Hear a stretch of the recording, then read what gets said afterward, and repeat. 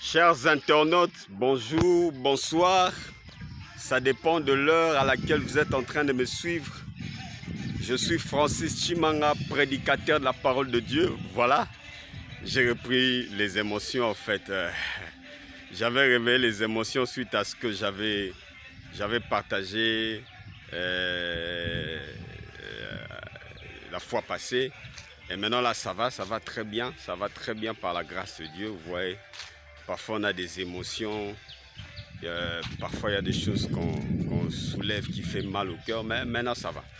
Abonnez-vous à ma chaîne YouTube SDTV, Sainte Doctrine Télévision, une chaîne qui vous enseigne la vérité, rien que la vérité. Il y a beaucoup de surprises, beaucoup de richesses que je tiens à partager avec vous. Je suis Francis Chimanga, prédicateur de la parole de Dieu, fondateur du mouvement de réveil, le chrétien debout pour la réforme doctrinale.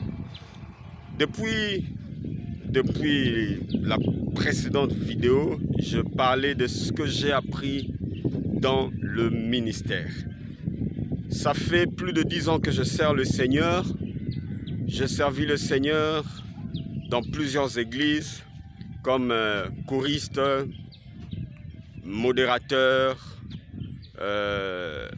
aussi interprète, moniteur de l'école du dimanche, prédicateur de la parole. Je fais pas mal de choses. Alors cela m'a donné une expérience que je veux partager avec vous. Encore une fois, ce n'est pas une parole de l'évangile. Hein.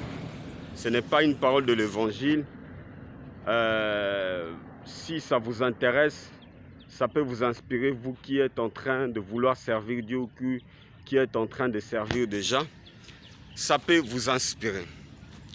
La première des choses, j'avais dit, ce que j'avais appris dans le ministère, c'est qu'on n'a pas besoin de la permission de qui que ce soit pour servir Dieu. Aujourd'hui, les églises sont devenues comme des prisons. Pour servir Dieu, il faut demander la permission, il faut demander l'autorisation, faire des lettres. Moi, je pense que ça bloque l'œuvre de Dieu, ça bloque l'œuvre de l'Esprit. Il faut laisser les gens libres. Au besoin, il faut seulement signaler, informer pour que le pasteur sache évidemment ce que vous faites, qu'il puisse aussi avoir le temps de jeter un coup d'œil en cas de dérapage, de recadrer. Mais on n'a pas besoin, comme des enfants, demander la permission. Pasteur, je vais aller servir, je vais aller faire ceci, cela. Non, moi je pense que là c'est de la prison. Là c'est un système de contrôle. Les chrétiens sont libres, nous devons lutter pour notre liberté. Je donne l'exemple de l'apôtre Paul qui, une fois converti, n'a pas attendu la permission de qui que ce soit, n'a pas attendu qu'il soit consacré, que son ministère soit reconnu. Il n'a pas attendu tout ça. Il a commencé directement à servir. Alors, inspirons-nous de cela, servons Dieu. Et aujourd'hui, je partage une deuxième des choses que j'ai appris dans le ministère.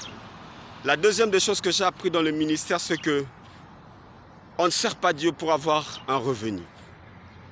Retenez bien ça.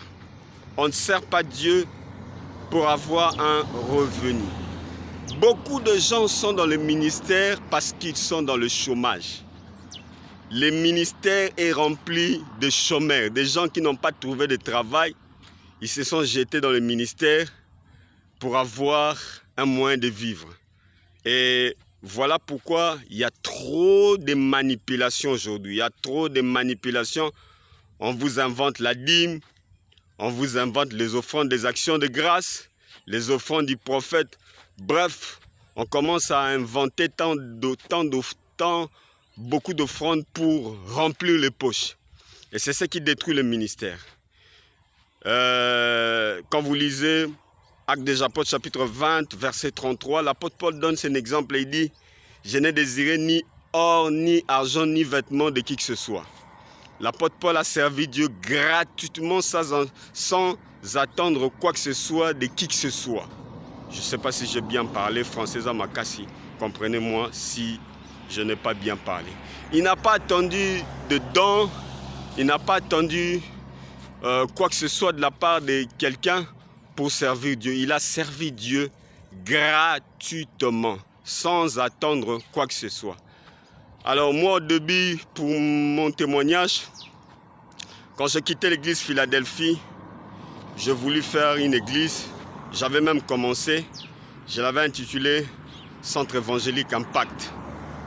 Et j'avoue que je faisais ça parce que mon travail ne marchait pas au fait. Parce que là où je travaillais à l'époque, ça commençait à boiter. J'ai dit, à l'époque j'étais marié, j'avais une femme, et j'avais aussi des gens à la maison. J'ai dit, bah, comme je sais prêcher, je sais bien enseigner, créons une église.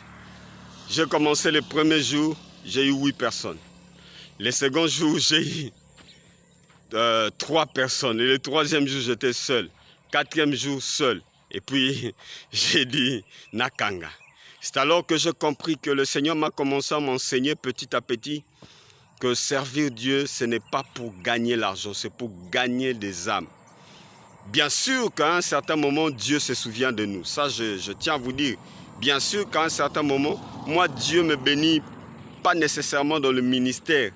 Il y a des portes qui s'ouvrent devant moi parce que je lui sers sans attendre quoi que ce soit de qui que ce soit.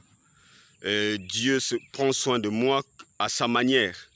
Et je vois ma vie avancer comme Dieu le veut. Mais on ne sert pas Dieu pour un revenu.